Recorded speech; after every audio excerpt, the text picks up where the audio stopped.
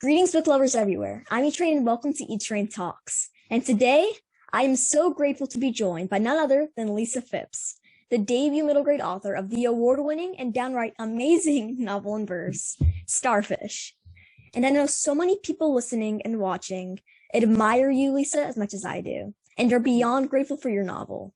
You wrote your truth and inspired, motivated, and gave others the courage to speak theirs.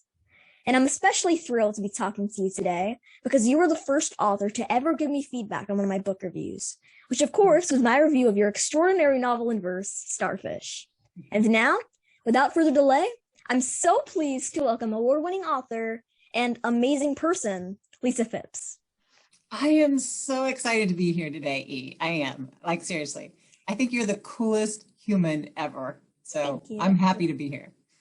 Well, I'm so happy that you're here as well. And it's just a huge honor. I know that so many people have been looking forward to this interview and just really everything that you're doing. So I'm excited to talk about maybe some sneak peeks of any new projects, your novel in general, and your career as a writer and just being surrounded by books.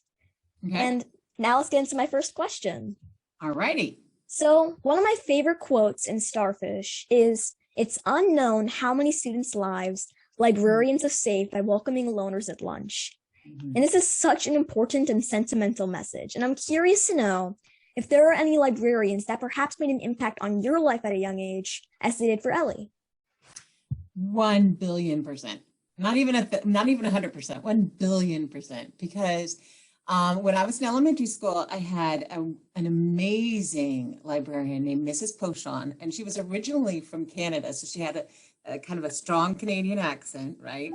And every single time I walked into that library, and I did every time I got a chance, she always greeted me with a giant smile, and she always had somewhere on her desk, whether it was right on top, if it was like she knew I was coming in that day, or she'd have it down below if she wasn't sure when I was coming in.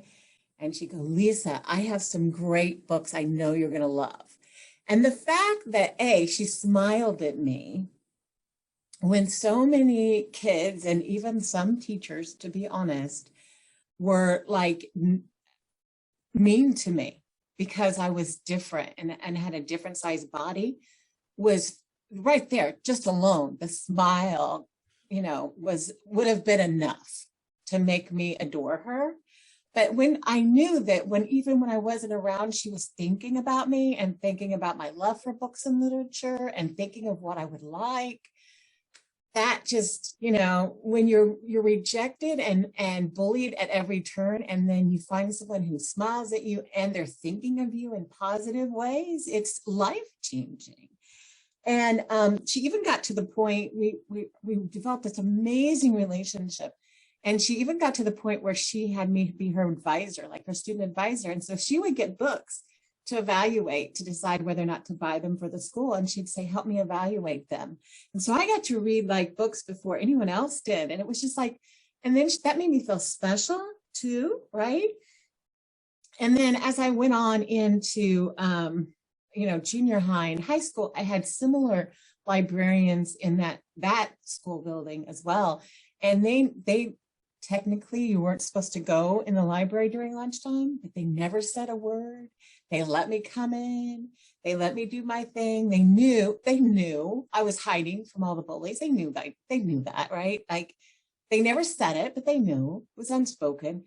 But they allowed it, and they welcomed me, with a smile too. And then when I was in college, I went to Ball State University, and I hung out a lot at the library to study because I had some roommates who were really like not studious type people, and I was. And plus, I just love being around a library. And I even took a course in being in librarian, like how to be a librarian, the basic course. So libraries have always been in my life. But yes, librarians, I do think they make a difference in so many ways, not only in befriending the kids who are not being befriended elsewhere, but just the fact that they try, and especially right now in today's society, they try to like fight for the right for all of us to be able to read what we want to read, and to make sure that there are books on the shelves that represent everybody and that are written by everybody. So that's world and life changing. Yeah, librarians really are life changing.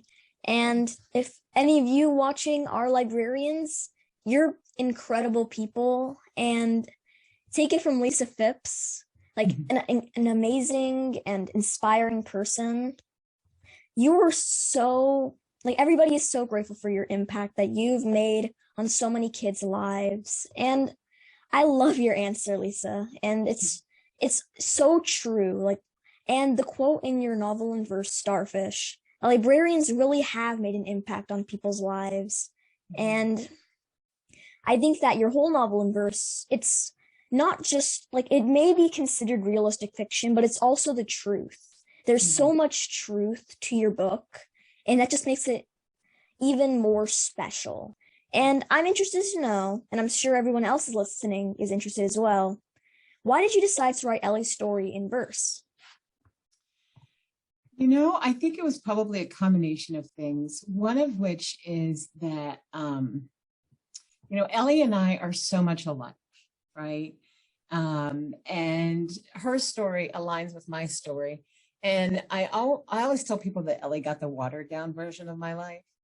But, I think in terms of poetry, like if I had to sit down today and just write an essay of what today has been like, it would end up as a poem because that's how I think. And so I think part of it is that. And then the other thing is, it's really interesting. My writing process is a little different.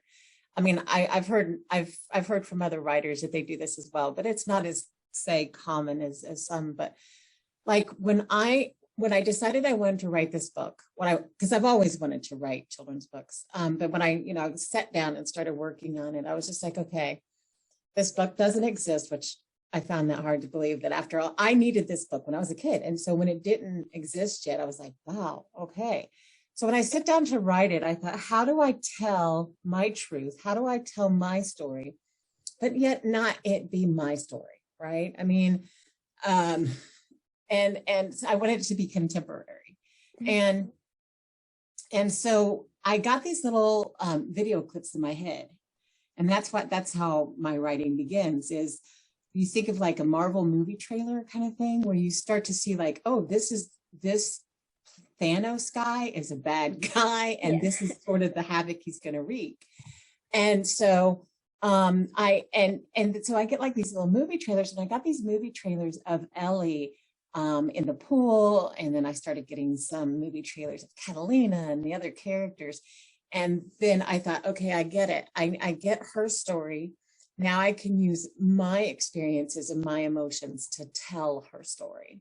And so that's how I put it together. And so every time I sit down to write, I would write I would get a video clip, and I would sit down to write, and a poem would come out. And I was like, at the time, I didn't realize you could write a novel in verse. I'm like you, I didn't realize it was a thing. And so I was just like, oh, Lisa, what are you doing? And I thought, well, at least I'm getting my ideas out, right?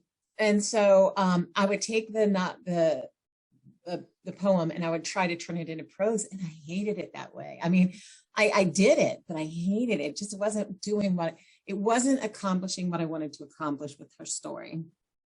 And so I picked up a book when I was in a bookstore, and it's Stop Pretending: What Happened When My Big Sister Went Crazy. And it's by Sonia Sones, and it's a young adult novel.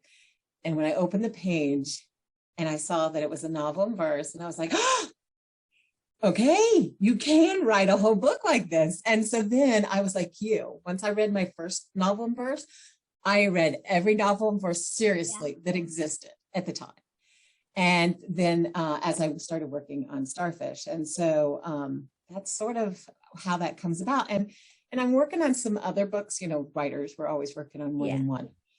And some of them are coming out more in prose, and some of them are coming out in a combination, and some of them are coming out in verse. And so I go with whatever the character, I see it as the character speaks to me their own way. And some of them speak more in prose than in verse, and vice versa.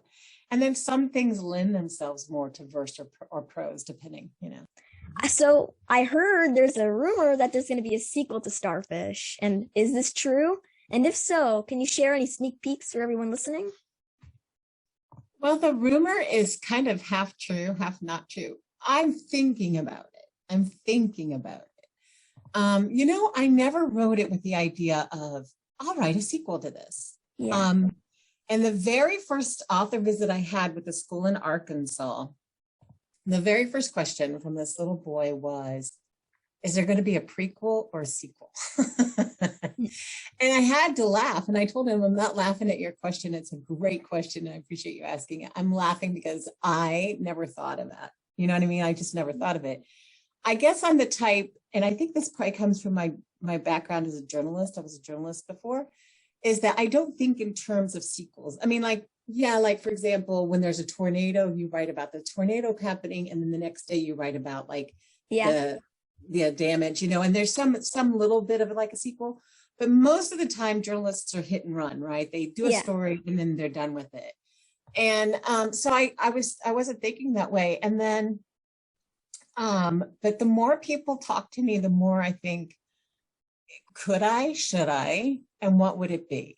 So I'm actually wondering about that because I actually did an author event earlier this week. And the same question was like, can we see her like a little bit older? And we want to know, how she is now. So maybe it would be like a young adult novel. I was like, I don't know. And then someone else was like, can you write another middle grade novel, but like focus more maybe on like Viv or Enemy 3 or, you know what I mean? And so I don't know. I'm thinking about it. So kind of half true, half not true rumor.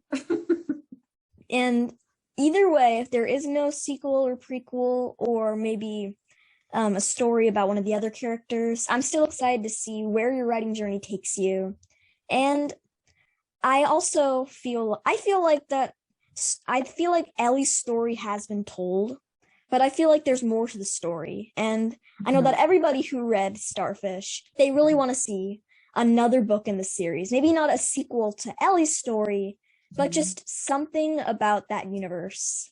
And maybe Catalina. Catalina is who I'm really thinking about a lot as a character after reading Starfish 5 times. Thank you. And the thing about Catalina, though, not to interrupt, is that her story is an immigrant story. And even though my grandmother was an immigrant, I am not an immigrant. And I feel like there are enough writers who are immigrants and that they should tell that story.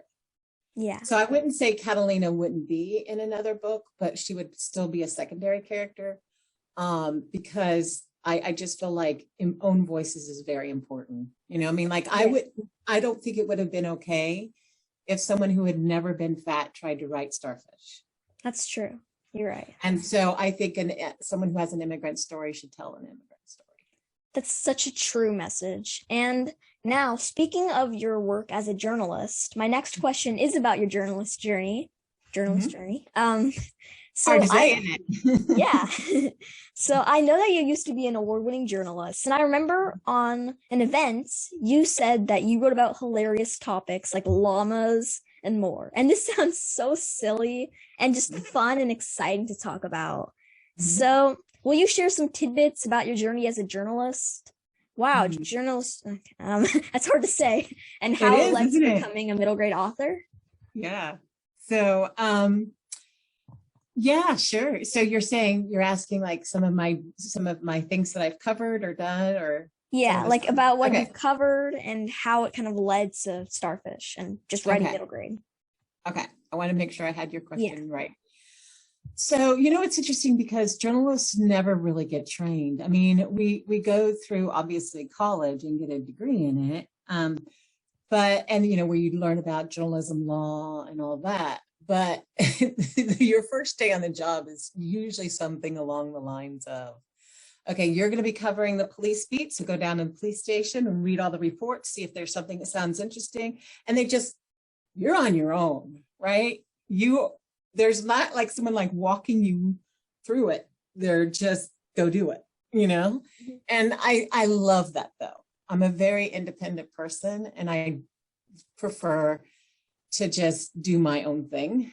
So that really worked for me. But, it was interesting because you have to think so quickly on your feet, right? So I remember driving, when I first started, I was covering like a small town that was, and then reporting back to a larger newspaper. And so I was driving to work and I see this fire like 10 miles away. I mean, it's huge, just this Wow. huge black plume of smoke. And my first thought was, I hope I didn't leave anything on in the office and burn it down. And so as I'm driving, I immediately start going into, okay, what all do I need to do? And of course, I instantly went to and grabbed the camera. And then I went to the fire. And, so because I'm like, I don't know if the actual photographer is going to get here in time before all the good, and I put that in quotes, all the good flames are gone, right? Yeah. Because you want to really represent the horrificness of what you're covering. So I was like, by the time he gets here, it was 13 miles away. I was like, I don't know if it's going to be all out and it's just going to be like, because there's black smoke when it's in full, active fire, and it gets gray as it goes down. And so I was like, we need the black smoke. We need those flames. I'm taking pictures. I'm asking questions. I'm writing them down. I'm thinking, who all can I talk to? I see witnesses standing around, and I do all this, and I'm interviewing everybody, and I'm trying to take details of like step by step what the firefighters are doing. And, and then the photographer did get there, and they ended up using some of mine and some of his photos. And, but that was like my third day on the job. Really? Right? Yeah. So those are kinds of how it works. And I love that though. But then I had some good experiences too, some fun. You just never know what you're going to cover. That's the fun part of being a journalist. That does sound fun. Yeah, you wake up every day and like, I got a call, hey, we're teaching llamas how to square dance. We think that would be a cool story. And I'm like, I think that'd be a cool story too. Where are you? And how do I get there? And then I go to the llama farm and I see how they've taught them how to square dance. And that was a fun story because actually Jay Leno and David Letterman, who are legends who are now no longer in TV, they like jumped off my story. The Associated Press jumped off my story. And the people got so many calls that they literally blew up their answering machine.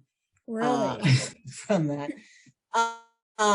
And then, and then I've done some really sad stories. I did stories about people who were unhoused, and like how these two pregnant women were living in a car because they couldn't find a home and afford a home. And there was a long wait list. And then there was a woman and her husband and her mother who were living under a bridge because our community did not have a shelter for homeless or unhoused, people.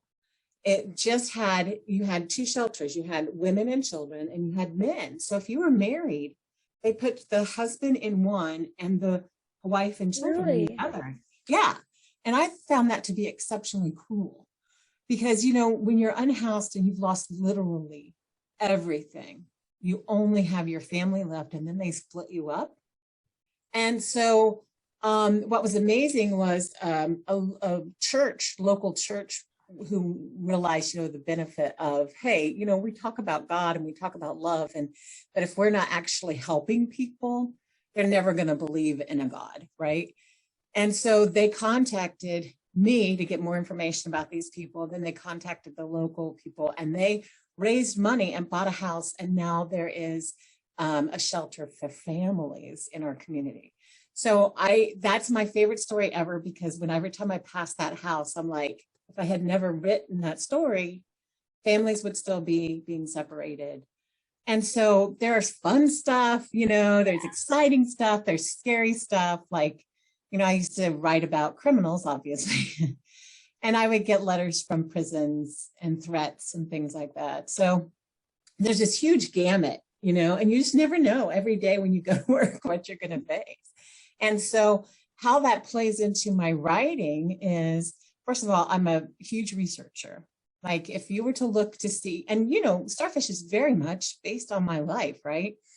But if you were to see my bookmarks for Starfish, off the internet, everything I want to talk about, I go and make sure there's proof behind what I'm saying.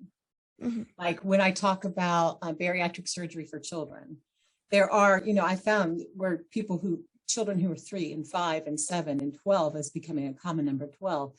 And I would like bookmark that. And I'm just a huge researcher. And then also it really, all those years I wrote at least, I think I lost track, but it's somewhere 6,000 or more articles in my lifetime. Wow. Yeah. And if you think about the fact that I kind of had a personal rule of trying to get at least 3 sources per article. So 3 people times 6,000. So I interviewed at least 18,000 people. So I pick up on dialogue and I pick up on mannerisms. And so that helps me when I'm creating characters. So everything that seems like, how would journalism apply to, writing a book? Very much so. And if you think about it, there are some, Hemingway, Mark Twain, and others were journalists long before they wrote books. So it all, to me, tied together. Your whole career has been pretty much surrounded by stories, whether they're news stories, stories in a library, or now your own story. So looking back, is this something that you think young Lisa would have wanted? Would they be super duper happy that, wow, future me has the job of a lifetime? Or do you think that there were any other paths that you would have considered prior to your writing journey? Oh my gosh, Ethan, you're so good at this job. I'm just telling you right now, you're just really good at this. So, when I was a little girl, I grew up in a neighborhood where all of the children were older than me, like significantly older. Like when I was in 2nd grade, some of them were getting married older, you know what I mean? And so I kind of had to be my own playmate, which I was fine with that though, because of my personality, but I love the arts. So I would sit under this Rose of Sharon tree in our backyard. It's technically a bush, but ours was overgrown and it was literally a giant tree. And I would read, write, draw, and listen to music. So all the arts, right? Yeah. And I thought, I want to write and illustrate children's books. I mean, that was just what I wanted to do. And so, I studied art a lot. I took private art lessons. And one of my fun stories to tell is I would always tell my mom, I'm boring. I created a word, right? Boring with an ED. And I was like, I'm boring. I'm going to go create something. And she's like, okay. So we had a very long white hallway wall. And one day I looked at it and I was like, oh, that's a canvas, right? Yeah. So I grabbed the black crayon and I drew all over it, like this masterpiece. It probably would have ended up in the Louvre. Yeah. But anyway, I went and got my mom, had her close her eyes, led her into the hallway to show her this beautiful masterpiece I created. And yeah, it didn't go well. So, art critics are everywhere all the time, right? And so she gave me a bucket of soapy water and said, clean it. And so I did, and I cleaned it all up. But then I was like, I have another blank canvas. So I did it. It's a never-ending cycle. I know. And so I did that for years until finally she bought me enough art supplies that I was just like, the really good stuff. And then she repainted the wall. But so I think what I'm say all that to say is that, I've always wanted to tell stories, and I didn't have really the best childhood. And there's some other issues that I haven't talked about in Starfish that happened. And so I was like trying to escape my house. But, when you're a kid, you can't really just run away. Although I did have a brief attempt to run away when I was a child. But so sitting under that tree and reading allowed me to escape my life, right? And enter someone else's life and also be inspired by other people and to think creatively. And then also I did that with my drawing. I could create the worlds that I wanted to live in instead of the world I had to live in. And so I think that to me is the power of story, is how it transports you and how you can transport your readers. And so, but yeah, stories have always been in me all along. And I have always appreciated and seen the power of words and stories, because I actually see words like paint supplies or art supplies. Like, just if you want to think about words, to me, they're a brush, they're the paint, they're the clay, and you shape and form them however you want. And there are so many messages and themes interwoven into Starfish, like friendship and acceptance. But if you were to name another message you'd want your readers to take away from your beautiful novel in verse, what would it be?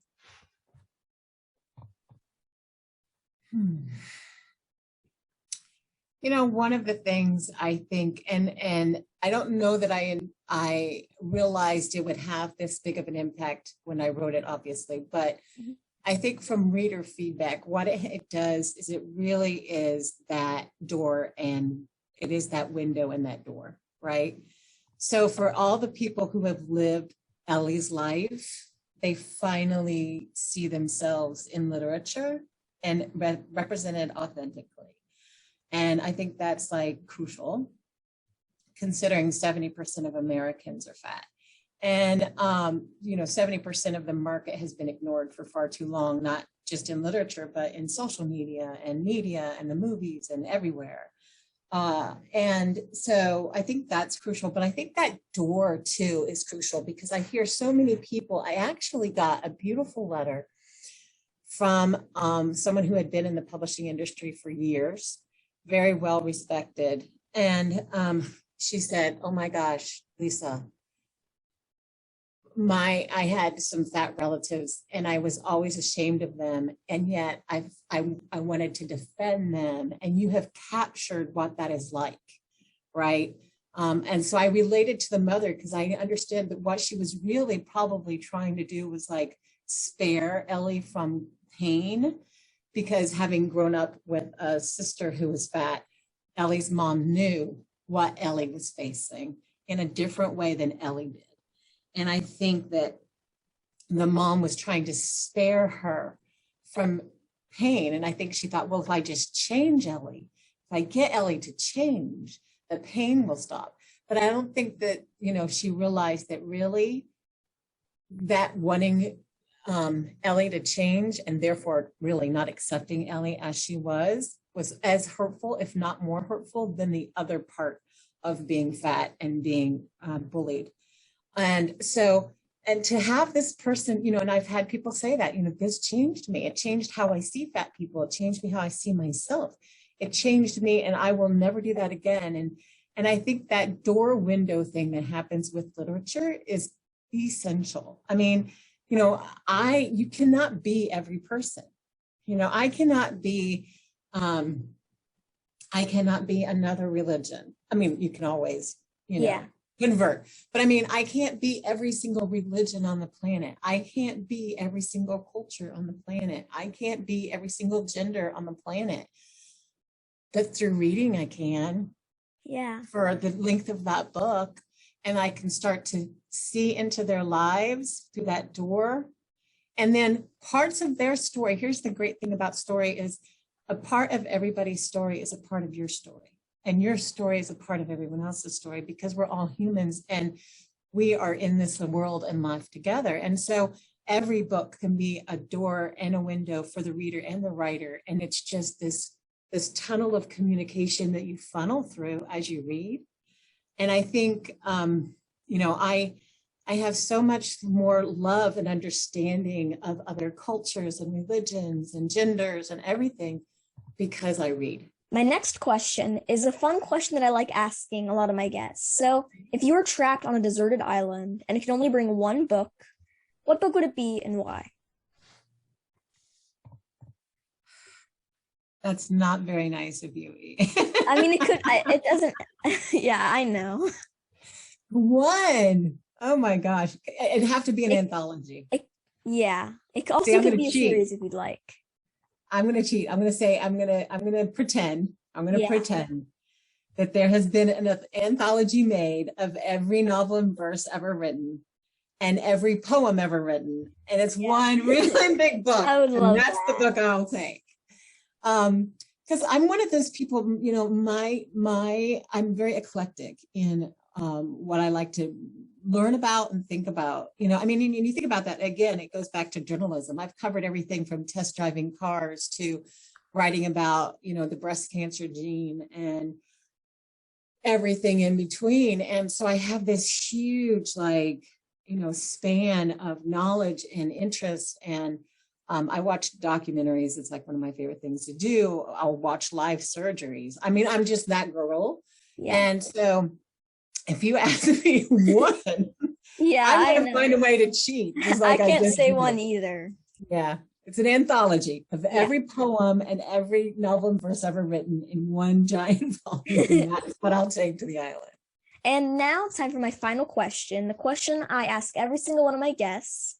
If you could be or meet any literary character, of course, you can't, not just one. It doesn't have to be just one. Although if it could be anybody, fictional or real, who would it be and why?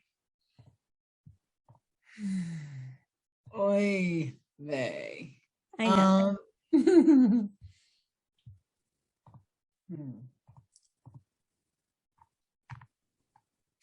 Okay, this might be a weird one to some people, but and yes, there's some criticism to him as a person, and even him as a writer to some degree. But I've always been fascinated with Ernest Hemingway. And because he was a journalist and he was an expat and an author and quite eccentric in many ways, and yet I seem to understand that in a lot of ways. So I would love to pick his brain. I think he just seemed like, and I love his staccato. He writes very staccato, very short, very short sentences, and I love the rhythm of his writing. I mean, just even if you take away, some of his issues as a writer and as a human, if you just study how he was able to use words, he did it masterfully. And you always want to study the masters, right? That's why they send art students to museums to to draw Van Gogh's work, or to Monet, or Picasso. It's because you want to be in the presence of masters. And I think he's one of those that I want to know, especially since our lives are similar enough, between being journalists and authors. I would just really love to pick his brain about his craft and how he crafted his words, how he used words. Well, that is such a great answer, and I'll have to look into some of Ernest Hemingway's works, or really just kind of, when I'm older, study how he writes, and maybe that's what I would do. Yeah, try and transport myself into his writing brain. And I can't tell you how happy I am to have had the chance to talk with you today, Lisa. The truth is, thank you. And the truth is, without you, this podcast probably wouldn't exist. And I might not be interviewing authors and reviewing books. And none of this would have happened without your positive feedback and just amazingly kind personality. You're the first author to listen and respond to one of my book reviews, the first author to send me a signed book plate, which is in here, and the first author to support my social media efforts and just my writing journey in general.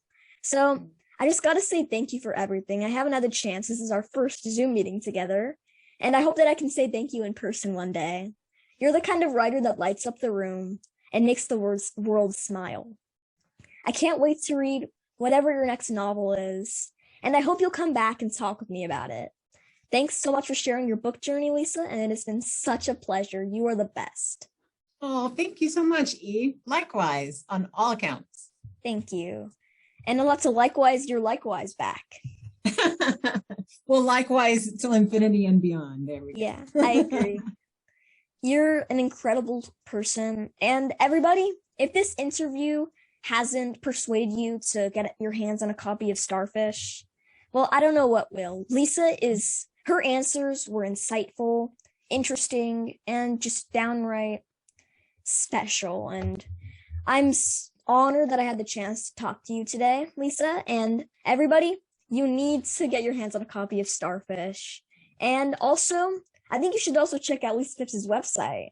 I haven't really mentioned it in the interviews today, but it's beautiful, like the whole setup and stuff, like the mosaics in the background.